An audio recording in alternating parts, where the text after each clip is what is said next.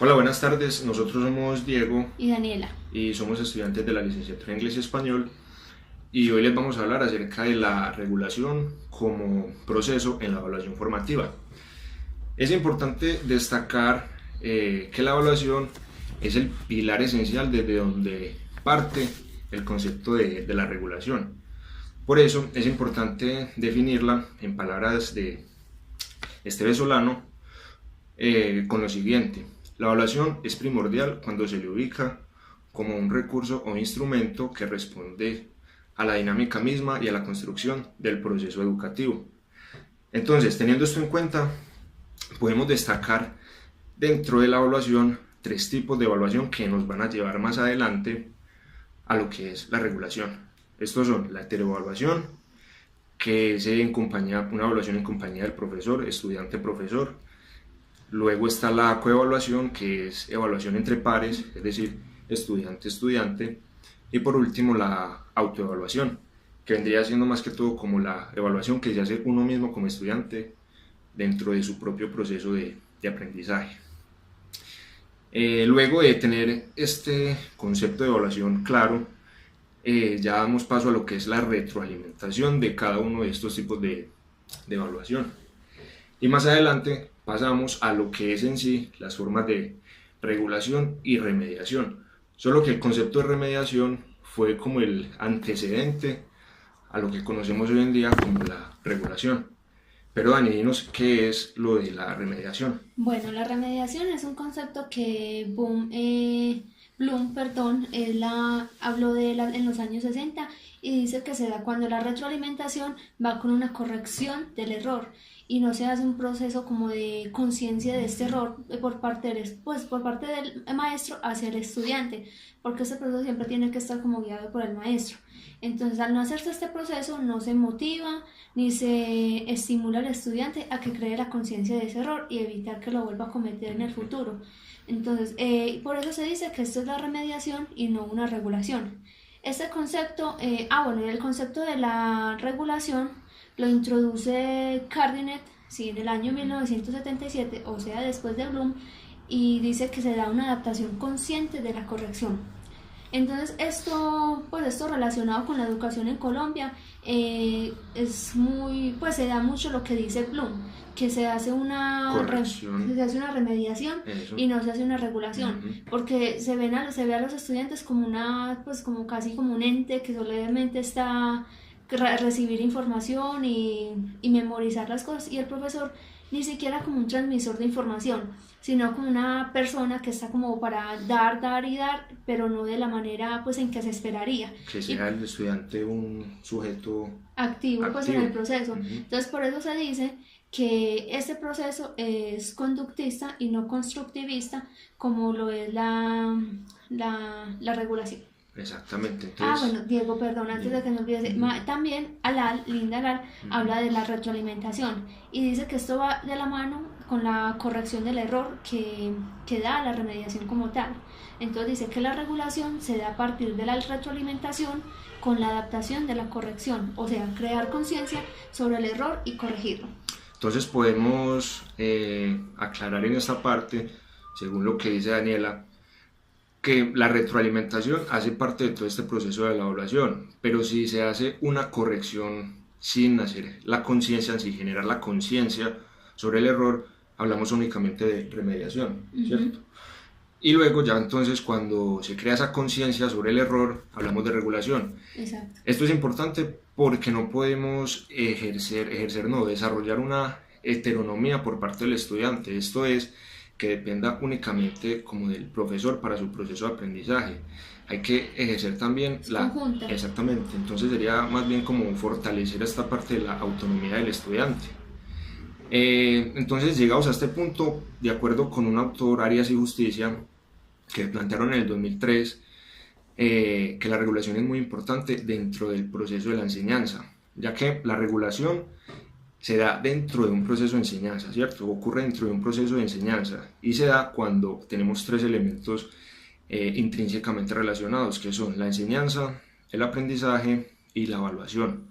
Entonces, cuando están intrínsecamente relacionados, se produce el aprendizaje, un aprendizaje autónomo y diversificado, por lo cual pues, la regulación cumple un papel importante para poder cumplir las metas y objetivos de aprendizaje que se han propuesto desde un principio en todo este proceso de enseñanza y aprendizaje.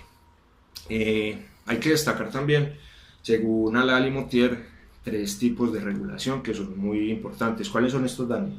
Estos vendrían siendo la interactiva, la proactiva y la retroactiva. Correcto. Entonces, en este orden de ideas, deberíamos establecer primero como el concepto, la definición de cada una de estas. Pero empecemos por la retroactiva y la proactiva y luego ya profundizamos en la interactiva.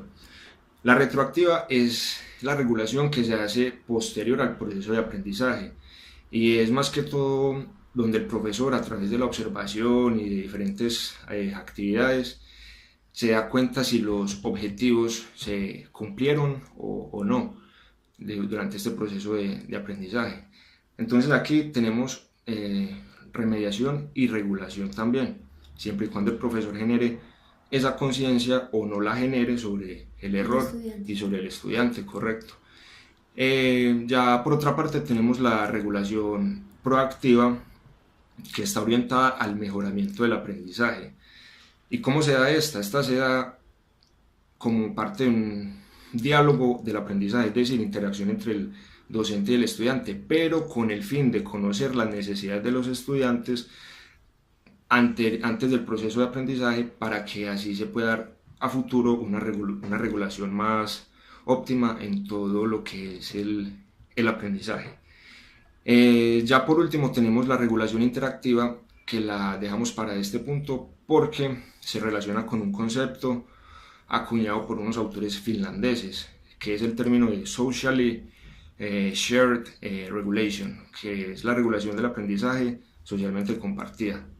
Entonces, la regulación interactiva es más que todo, como su nombre lo indica, la interacción constante del estudiante con el docente, heteroevaluación, o del estudiante con otros estudiantes, que vendría siendo la coevaluación.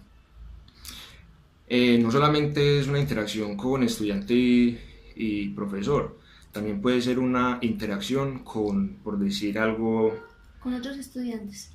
Aparte de los estudiantes, podemos decir como con todos los directores y otras...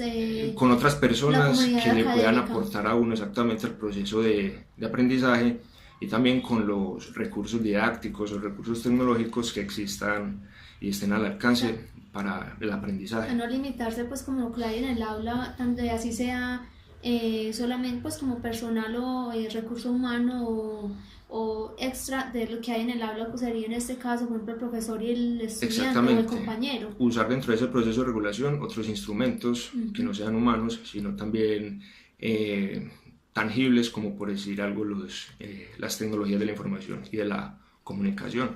Esto vendría siendo entonces lo que es la regulación interactiva, ¿listo?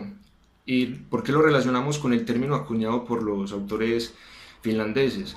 Porque esta se da dentro de la interacción de un grupo de estudiantes, ¿cierto? Como pueden ver aquí. Podemos distinguir un último tipo de regulación, que en última instancia vendría siendo la regulación propia del estudiante, como lo establece Maturana, la autorregulación, que es más que todo, como lo define Maturana textualmente, el proceso de evaluación constante que realiza el estudiante con el fin de adecuar e incluir estrategias de aprendizaje para mejorar. ¿Mejorar qué? Su propio proceso de aprendizaje. Y pues podemos entonces concluir en este punto, para darle ya un punto final a este conversatorio, que la evaluación ayuda a regular todos estos procesos de aprendizaje, ¿cierto? Y ayuda a identificar y a solucionar problemas que puedan llevar a un óptimo proceso de aprendizaje por parte del estudiante. ¿Qué más podríamos decir, Dani? Ya como para concluir, ya dar como ya hablamos de otros autores que hablan Ujú. acerca de esto, autores importantes como Solano, Linda Lal y otros autores, entonces ya nos vamos a dar pues como nuestra posición Crítica. crítica acerca de todo esto.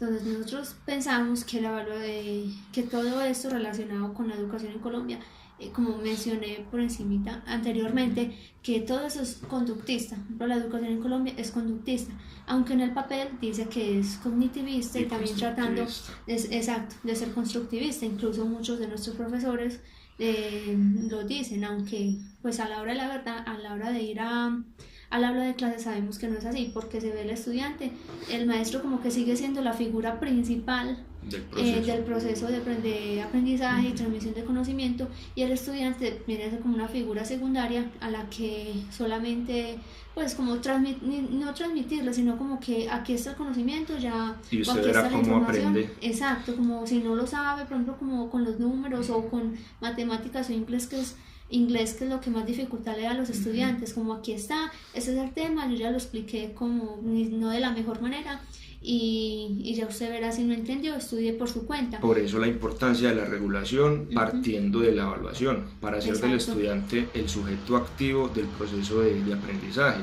Y como dijimos al comienzo, destacar su autonomía frente a todo este proceso de aprendizaje, que conozca a través de estas interacciones y de esta regulación. Y que él también sea capaz de dar su posición crítica y su idea crítica de todo este aprendizaje. Ese es un punto importante, poder a través de la autonomía destacar todo este pensamiento crítico y reflexivo que puede aportar el estudiante. Y por eso la importancia de la regulación del aprendizaje, para saber si todos estos objetivos propuestos desde un principio del proceso de enseñanza se han logrado y cómo se pueden lograr durante todo el proceso de aprendizaje. Y bueno, eso es todo. Esperamos que les haya gustado y hasta luego. Hasta luego. Gracias.